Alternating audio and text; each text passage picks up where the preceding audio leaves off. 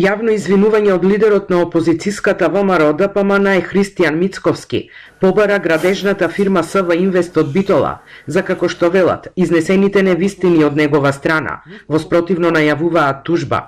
Мицковски вчера во видео обраќање преку Фејсбук рече дека има индиции за постоење на криминал, во кој е вмешан братот на премиерот Зоран Заев, Вице Заев, односно дека компанијата СВ Инвест, која е ангажирана како подизведувач, врши превоз на јаглен со камиони на компанијата Total Engineering од Струмица на Вице Заев. Од СВ Инвест Битола категорично ги демантираат овие наводи. Фирмата СВ Инвест никогаш со своја сопствена механизација, ниту пак со туѓа механизација, нема учествувано со градежна механизација во работењето на РЕК Битола. Исто така, оваа фирма нема и работено ниту како подизведувач со своја собствена механизација, ниту пак има добиено тендер во врска со работењето со било каква механизација. На овој начин се изнесени шпекулации и невистините тврдења. И генералниот директор на РЕК Битола, Васко Ковачевски, денеска на пресконференција демантираше дека СВ Инвест и Total Engineering учествуваат во ископ и транспорт на јаглен. Тој посочи дека носител на јавната набавка е градежното претпријатие Пелистер, кој може да ангажира подизведувачи, но овие две фирми не се меѓу нив.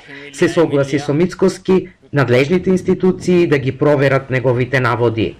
Најодговорно тврдиме дека фирмите СВ Инвест од Битола и Total Engineering од Струмица ниту некогаш работеле, ниту во моментов работат како подизведувачи на ископ и транспорт на јаглен и јаловина во РЕК Битола. Има неколку начини со кои многу лесно истото може да се потврди. Преку записниците за изведување на работите, преку извештајот за работа на производната единица рудници, извештаите за влез и излез на лица, возила и опрема во комбинатот. Премиерот Зоран Заев рече дека штетите кои се нанесуваат на неговата фамилија ќе имаат судска разврска.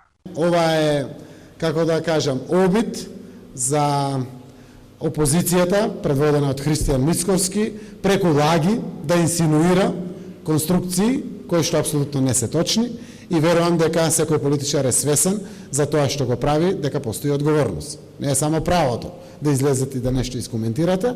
Штетите кои што ги нанесуваат со ваквите пресконференции веројатно се големи и заради тоа постојат судски инстанции каде што ќе треба да си ги платат штетите кои што ги носат.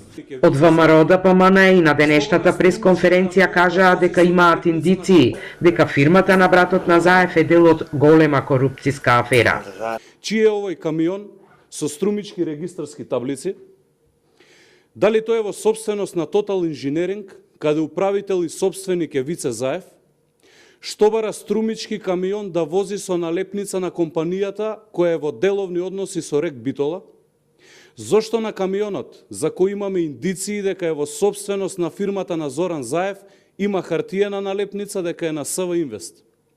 И дали е точно дека овие денови се менува собственоста на камионите, за кои имаме информации дека биле на Total Engineering, а пременуваат во СВ Инвест? Од СВ Инвест Битола категорично ги отфрлаат ваквите шпекулации и велат дека не само што снимките што ги пренесува ВМРО-ДПМН не се направени во РЕК Битола, туку воопшто никогаш ниту имале, ниту набавиле механизација од Total Engineering. Механизацијата, второ која сакам да напоменам, која поседува СВ Инвест, никогаш не била во РЕК Битола, никогаш не работела. Снимките кои се направени апсолутно не се во рударско-енергетскиот комбинат. Во таа смисла се прави искривување на вистината и на фактите дека наводно оваа фирма работела со механизација на туѓа фирма.